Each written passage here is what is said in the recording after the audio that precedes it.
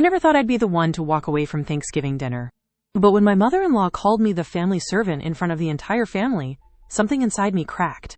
Preston said nothing. He never did. That was the moment I understood. I'd been funding their lives for 12 years with my own money, and they thought I owed them more. They didn't know what I knew. Didn't know what I'd already set in motion. This is the story of how I said no, and made it permanent. After you hear the whole story, let me know in the comments. My name is Irene Caldwell, 46 years old, and I used to be a patent attorney. 15 years building a career in intellectual property law, rising to senior counsel at one of Pittsburgh's top firms. Then I left to start my own consulting practice, advising tech companies on patent strategy. I'd spent those years specializing in biotech litigation, complex cases involving gene therapy patents, pharmaceutical disputes, the kind of work that required precision and nerves of steel. Right now I was working on a case for a startup, helping them navigate a patent dispute with a pharmaceutical giant trying to claim their research. It was fascinating work that paid well, $180,000 a year, and I loved every minute of it. My husband Preston was a senior vice president at a Fortune 500 company, pulling in $240,000 annually. On paper, we looked successful, the kind of couple who had it all figured out. Preston's mother, Constance, lived 20 minutes away in the house where she'd raised Preston alone, after his father passed away when Preston was 10. She was 72, a retired bank teller, living on $1,800 a month in pension. Preston sent her money every month, $500, which I never questioned because he earned it. Family takes care of family. Or so I thought. Thanksgiving arrived cold and gray, the kind of Pennsylvania November that makes you grateful for central heating. Preston and I drove to Constance's house, with a homemade pumpkin pie I'd baked the night before. I'd been up until midnight getting the crust just right, because Constance had strong opinions about store-bought anything. My hands still smelled like cinnamon and butter. The house smelled like turkey and disappointment when we walked in. Constance took the pie with a tight smile that didn't reach her eyes. "Oh, you made one. How nice. Put it in the kitchen, would you?" "Not thank you, not this looks wonderful." Just an order to put it away like I was the help. I bit back the irritation and headed to the kitchen. The dining room table was set for 8. Preston, me, his sister Natalie and her husband, and a few cousins I saw once a year. I took my usual seat at the far end, the spot that made it easy for me to get up and serve. Constance sat at the head like a queen on her throne. Dinner started with small talk about the weather and Natalie's kids, the kind of safe conversation that fills space without saying anything real. I'd just taken a bite of turkey when Constance's voice cut through the chatter. "Irene, go get more wine from the kitchen. That's what you're here for." The table went quiet. Not, "Could you please," or "Would you mind," just a command like I was staff. I set down my fork carefully, the soft clink against the plate, the only sound in the room. I wiped my mouth with the napkin and stood without a word. As I walked past Constance's chair, she added with a laugh that wasn't quite a laugh, "You're such a good family servant. That's what wives are for in my day, service." A few cousins chuckled nervously. Preston looked down at his plate. Natalie's eyes met mine for a second, sympathy flickering there before she looked away. In the kitchen, I gripped the edge of the counter and focused on breathing. My hands are trembling. 12 years of this. 12 years of small comments that chipped away at me bit by bit. The undermining disguised as jokes, the orders dressed up as requests, the constant reminder that I'd married into her family and should be grateful. I remembered when things were different. 12 years ago, when Preston first brought me to meet Constance, she'd smiled and hugged me. At our engagement party, she'd stood up in front of all the relatives and said, "Preston needs a woman like Irene. Intelligent, accomplished, strong. I'm proud to call her my daughter." I'd believed her then. I'd thought I was joining a family that valued me. Where did that woman go? I grabbed the wine bottle and walked back to the table with a smile that felt like glass cutting my face. "Here you go," I said, voice steady, and poured Constance's glass without spilling a drop. She didn't look at me. I sat back down and ate my turkey, tasting nothing. The drive home was silent until I couldn't hold it anymore. "Your mother called me the family servant tonight." Preston sighed like I was being difficult. She's from a different generation, Irene. She doesn't mean anything by it. She said it in front of everyone. You said nothing. What did you want me to do? Make a scene at Thanksgiving? I turned to look at him, really look at him, and saw the face of a man who'd always choose his mother over his wife. I wanted you to stand up for me. He pulled into our driveway and cut the engine. You're too sensitive. Mom's just old-fashioned. I got out of the car without responding and went straight to my study, the one room in the house that felt like mine. Floor-to-ceiling bookshelves lined with legal treatises and patent case law. My father's desk, solid oak, inherited when he passed away 8 years ago. His photograph sat on the corner, him in his engineer's uniform, smiling at something off camera. The window looked out over the backyard where we used to throw a football when I was a kid.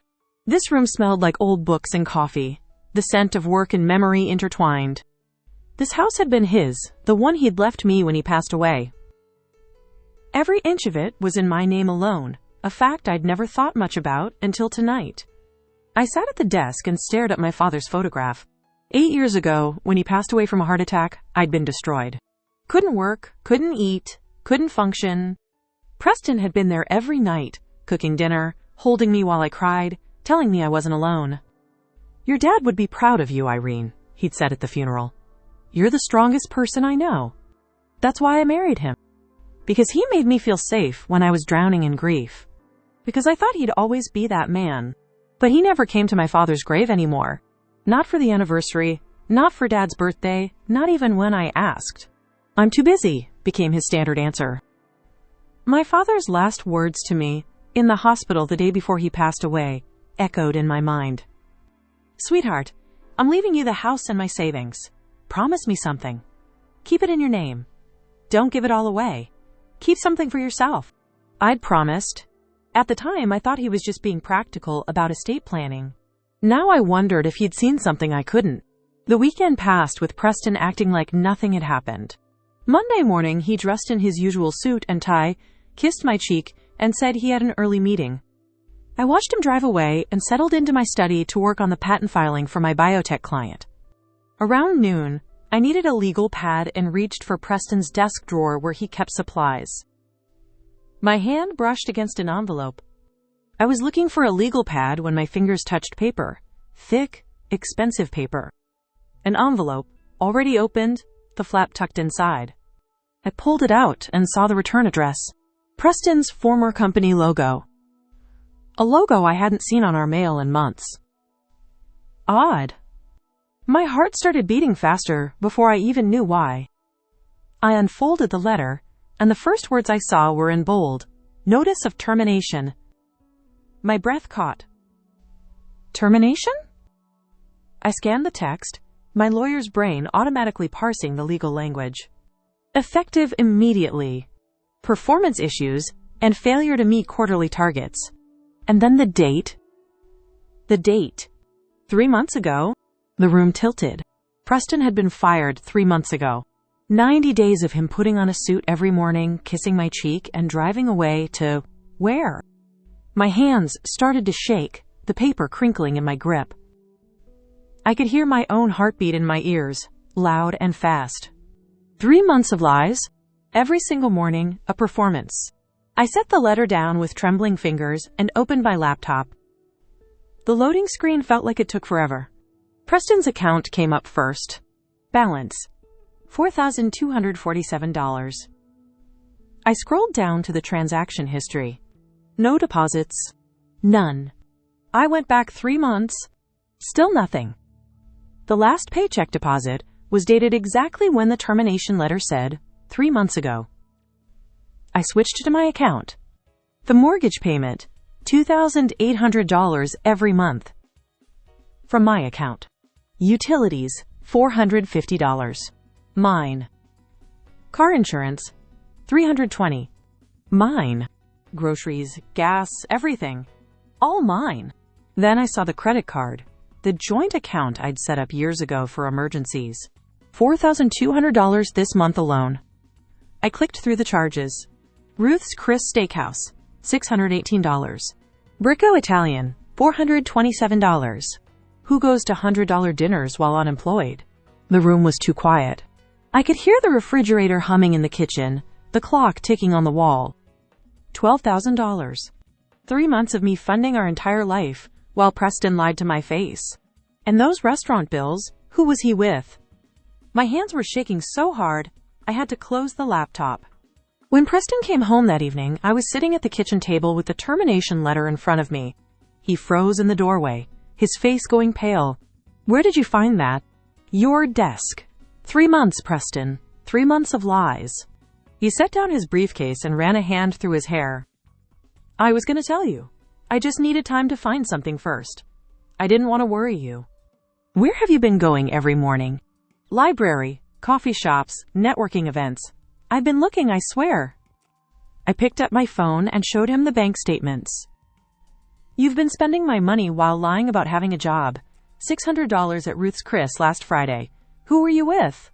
That was a networking dinner. I had to maintain appearances. With who, Preston? The receipt says 2 guests. He looked away. An old colleague and his wife. They have connections. The lie was so obvious it would have been funny if it wasn't my money he'd spent. Did you apply for unemployment? His jaw tightened. I don't need handouts. You've been taking mine instead. That's different. We're married? What's yours is ours, right? The casualness of it hit me like cold water. My 15 years of building a career, my careful saving, my discipline, all of it was just a resource for him to spend. Get out of my study. I have work to do. I didn't sleep that night. Instead, I sat at my desk and went through every financial record we had. Bank statements, credit card bills, investment accounts, property deeds. The house was in my name, inherited from my father. My savings account, $250,000 built over 15 years, in my name alone. My investment accounts, $320,000, my name. $80,000. A third of my life savings. 15 years of careful saving, living below my means while building my practice. Every dollar I'd tucked away represented a choice. No vacation, no new car, no designer clothes. Just steady, disciplined investing. Preston's accounts were almost empty. Less than $5,000 total. 12 years of marriage, and he'd built nothing of his own, just lived off his salary and now mine. The confrontation I expected never came. Preston acted like our conversation had cleared the air, like admitting he'd been fired was enough. He'd find a new job soon, he said. This was just temporary, I'd see. I said nothing and watched him perform his morning ritual of dressing for work that didn't exist. But I wasn't watching him anymore. I was collecting evidence. Every bank statement, every credit card charge, every piece of documentation showing that I'd paid for everything while he lied. Saturday afternoon, Preston's car pulled into the driveway with a second car behind it. Constance. They both came to the front door, Preston's face set in that expression he wore when his mother told him to do something. Mom wants to talk to us, he said. About what? Family stuff. Let's go to your study. The 3 of us crowded into my study, Constance taking my desk chair like she owned it while Preston and I stood. She didn't waste time on pleasantries. Irene, Preston told me about his employment situation. These things happen, especially at his age. The job market is difficult for men over 45. I waited. The problem is, Preston's been helping me financially. $500 a month, which I've come to rely on. My pension doesn't cover everything, you understand? Property taxes keep going up, medical expenses, the usual. I see. So we've discussed it, and Preston needs some help to get back on his feet. And I need help continuing my household. We're asking you for $80,000. The number hung in the air like smoke. $80,000. It's not that much for you, dear. Preston mentioned you have substantial savings. Think of it as an investment in family. My eyes moved to Preston, who wouldn't meet my gaze. How do you know how much I have in savings? He shifted his weight. I saw a statement. On your desk. You went through my private banking documents. We're married, Irene. There shouldn't be secrets about money. Constance cut in, her voice sharp. This is exactly what I'm talking about. When I was married, everything was shared. That's what family means. You married Preston. which means you married into this family, which means you have obligations. Obligations. I raised Preston alone after his father passed away. Do you know how hard that was? I worked 2 jobs to put him through college. I sacrificed everything for him. Now he's in trouble, and you have the means to help. It's the least you can do. Preston finally spoke up. Mom's right. She gave up everything for me. And you and I are a team, right? We support each other. $80,000 would cover my expenses while I job hunt and help Mom with her property taxes and some repairs she needs. I looked at him, really looked at him. When you say we're a team, what exactly have you contributed to this team in the last 3 months? His face flushed. That's not fair. You've lied to me for 90 days. You've spent my money without asking. You've gone through my private documents. And now you and your mother are demanding $80,000. What part of this is unfair to you? Constance leaned forward. Listen carefully, Irene. I raised Preston alone. Do you think that was free? Every meal, every piece of clothing, every school fee, that was my sacrifice. Now it's your turn to pay. You're asking me to pay you back for raising your own child? I'm asking you to honor your family obligations. And what obligations have you honored toward me, Constance? You called me the family servant at Thanksgiving. In front of everyone. She waved her hand dismissively. I was joking. You're too sensitive, just like Preston said. You weren't joking. And Preston said nothing to defend me. Preston took a step toward me. Irene, please. We're family. Mom needs help. I need help. You have the money. We're not asking for everything you have. Just 1/3 of my life savings. We can pay you back. With what? You don't have a job? You haven't even applied for unemployment because you're too proud. And your mother lives on $1,800 a month. Where exactly is this repayment coming from? Constance's voice turned icy. I raised him alone, Irene. Do you have any idea what that cost me? And this is how you repay my generosity in welcoming you into this family. Generosity? You've treated me like hired help for 12 years. You're being dramatic. I've always been kind to you. I almost laughed. Kind? You order me around. You criticize everything I do. You called me a servant. In my day, wives understood their role. We didn't need constant validation. Preston jumped in. Mom, maybe we should. No, Preston. She needs to understand. I gave up my life for you. I could have remarried, could have had my own career, but I chose to focus on raising you properly. And now when I ask for help, your wife treats me like I'm begging. I felt something crack inside me, something that had been barely holding. You want $80,000. Let me be very clear. I'm not giving you a single cent. Constance stood up, her chair scraping against the floor. You ungrateful girl. Preston is my son. I raised him, I sacrificed for him, and I won't stand here and watch him be disrespected in his own home. This isn't his home. It's mine. My father left it to me. You're married.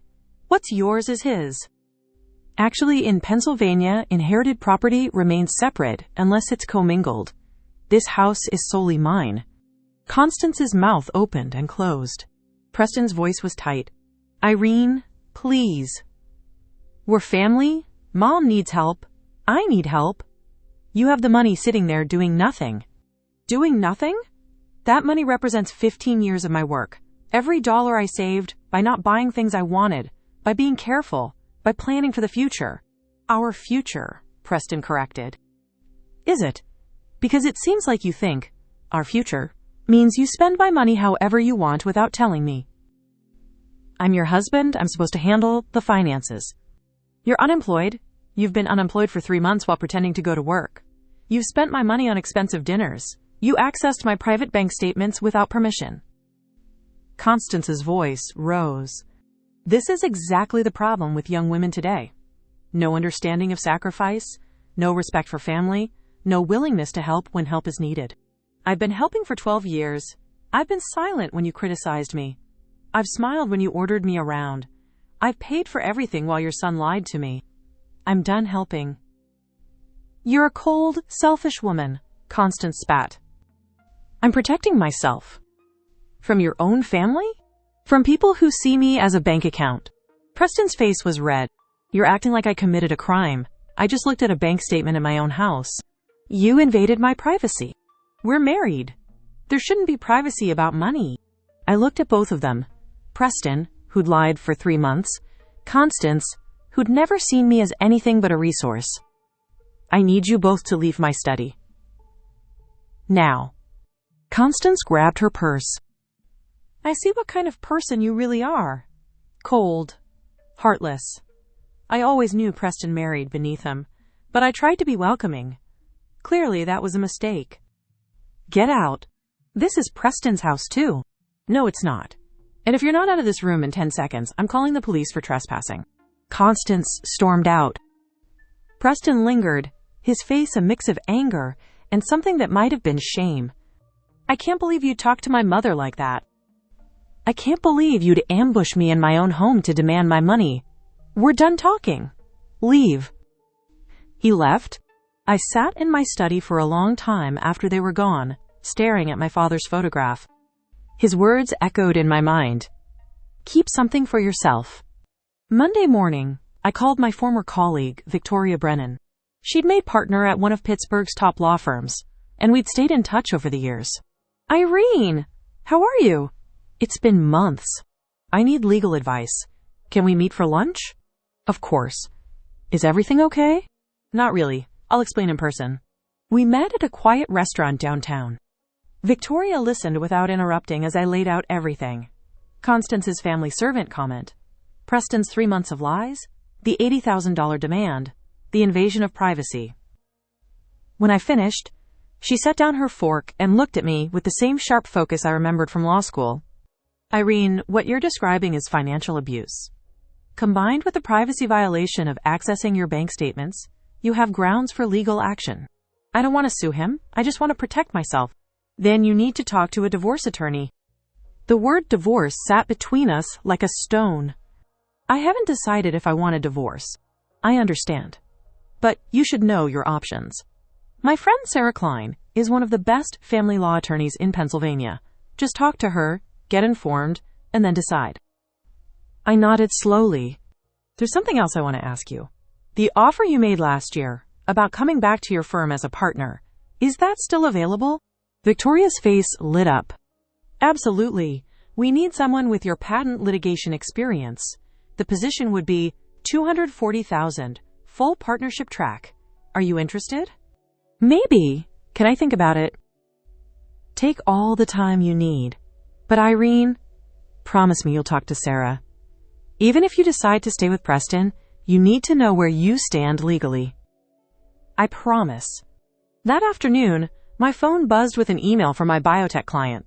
Your strategy worked. They're withdrawing their claim. You're brilliant. I stared at the screen. Brilliant at work? Stupid at home. Sarah Klein's office was everything I expected. Polished wood, leather chairs, framed law degrees on the wall.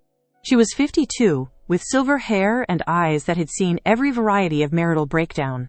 I laid out my documents on her conference table like evidence in a trial. Bank statements showing 90 days of me paying every bill. Preston's termination letter. The deed to my house with my name alone. The credit card statements showing his expensive networking dinners. Sarah reviewed everything with methodical precision, making notes on a yellow legal pad.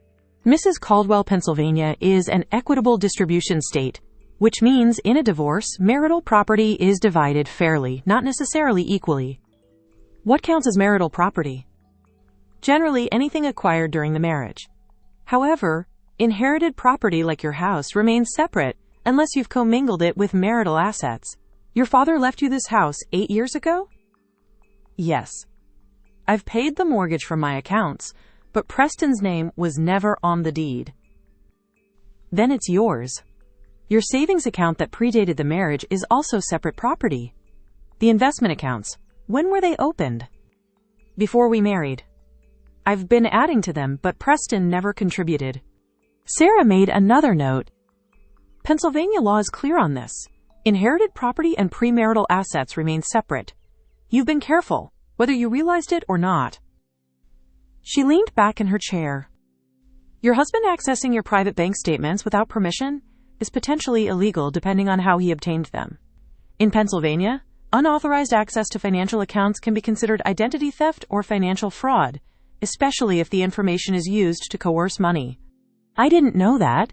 Most people don't. His mother demanding money, combined with his participation, could constitute financial coercion. You have a very strong position. What are my options? Legal separation while you decide about divorce, or divorce itself. Pennsylvania allows fault-based divorce. If you can prove financial abuse or fraud, that strengthens your case significantly. She pulled out a legal pad. Here's what I suggest. Document everything. Every conversation, every demand for money, every instance of harassment. If they escalate, we'll be ready. They're escalating. Constance's birthday dinner is in 2 weeks. They'll be expecting me there. Sarah's eyes sharpened. That's a family gathering where they may pressure you again. Use it as a test. Set clear boundaries in front of witnesses. Say no to any financial demands. If they respect that, maybe counseling is an option. If they don't, you'll have witnesses to their behavior. You want me to confront them publicly? I want you to stop being silent. Silence is what they're counting on. The moment you start saying no out loud, in front of people, their power disappears. The 2 weeks before Constance's birthday dinner felt like preparing for trial. I organized every document, scanned everything to the cloud, made copies for Sarah. Preston barely spoke to me, except to confirm we were still going to his mother's party. We have to go, he said. It would devastate her if I didn't show up for her birthday. I'll be there.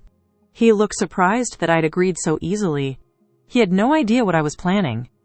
I threw myself into work, finishing cases, organizing files. Victoria called to check in. How are you holding up? Better. I talked to Sarah. She's helping me understand my options. Good. And the partnership offer is still open whenever you're ready.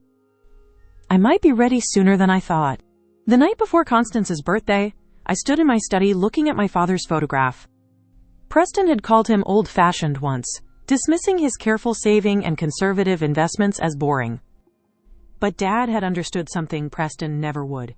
Financial independence wasn't about being rich. It was about having choices. The choice to say no. The choice to walk away. The choice to protect yourself when the people who should protect you won't. I barely slept. My mind raced through scenarios, through possible conversations, through what I would say when they pushed. Because they would push. They always did. Tomorrow, everything changes. I picked up my father's photograph and traced the frame with my finger. I'm going to need your strength tomorrow, I whispered. Watch over me. Saturday arrived clear and cold. I dressed carefully. Black slacks, a burgundy sweater, my father's watch on my wrist. Professional, put together, unshakable. Preston wore his best suit like he was trying to prove something. We drove to Constance's house in silence. The dining room was crowded. Natalie and her family, cousins, Constance's church friends. Constance presided over the table in a blue dress with her hair freshly styled, playing the matriarch role she loved. She barely acknowledged me when we arrived. Dinner started with the usual small talk, everyone carefully polite. The dining room smelled like roasted chicken and expensive wine. Constance's grandfather clock ticked loudly in the corner. I ate my salad and waited. It didn't take long. Constance set down her wine glass and smiled at me with all her teeth. Irene, dear, would you mind getting more wine from the kitchen? I know you're so good at serving. The table went silent, except for the tick of the clock.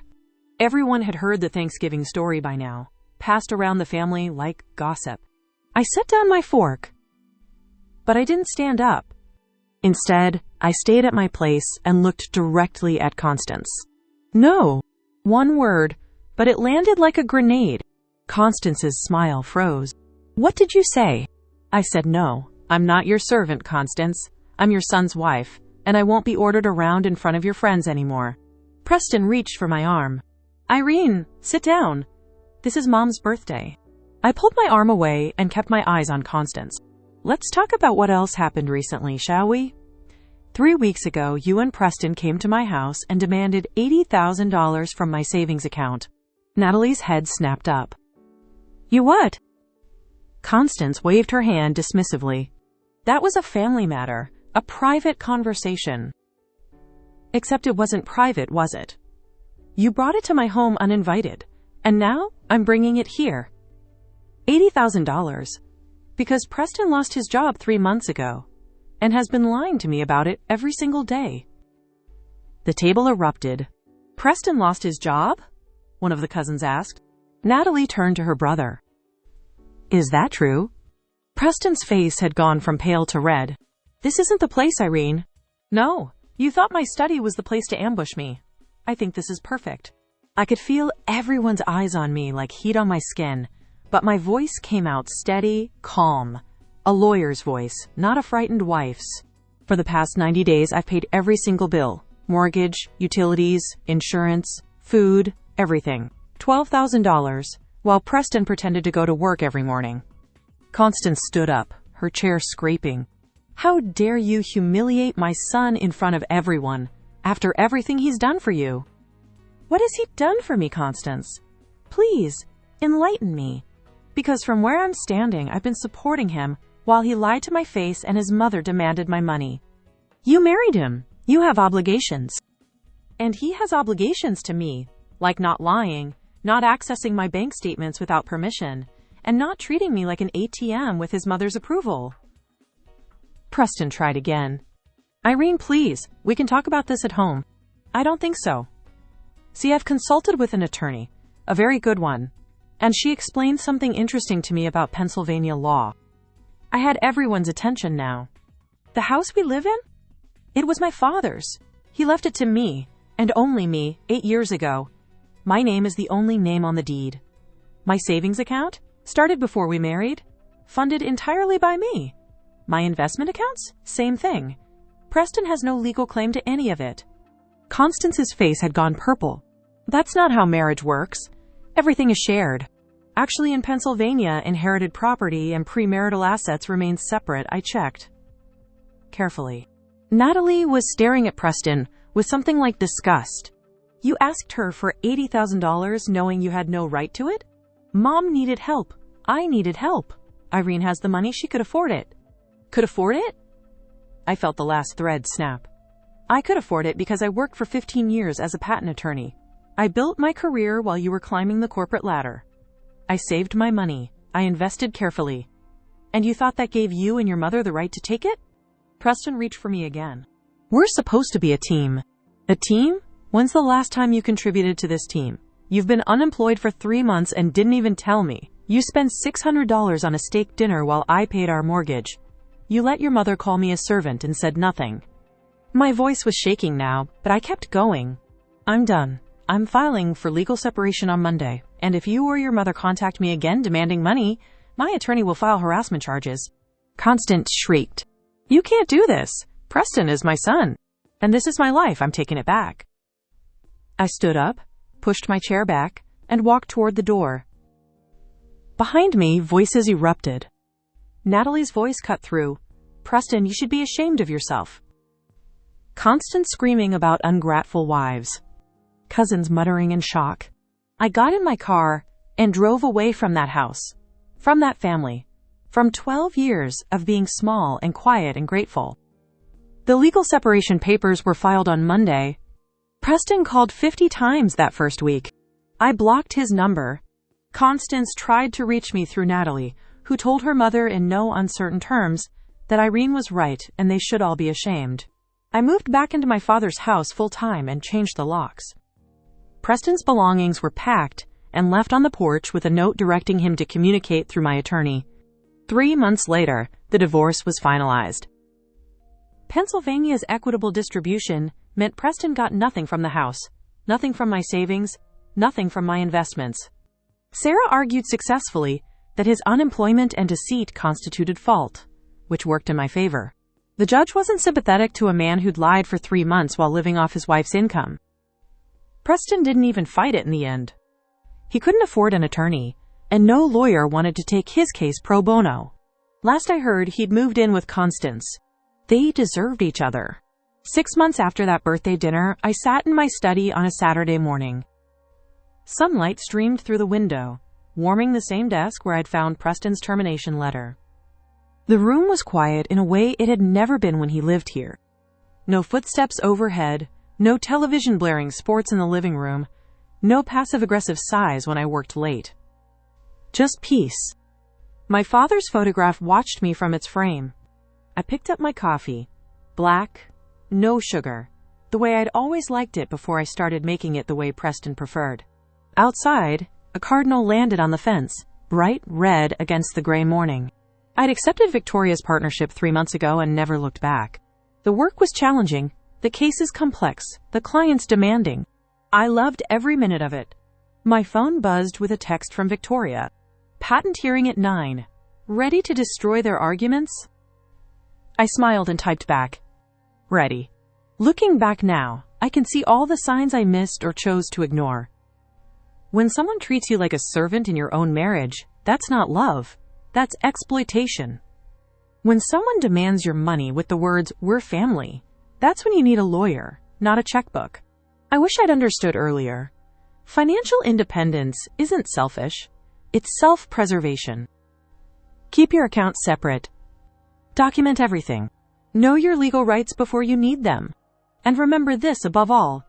No is a complete sentence. You don't owe anyone an explanation for protecting yourself. Not your spouse, not your in-laws, not anyone. I said no, and I meant it.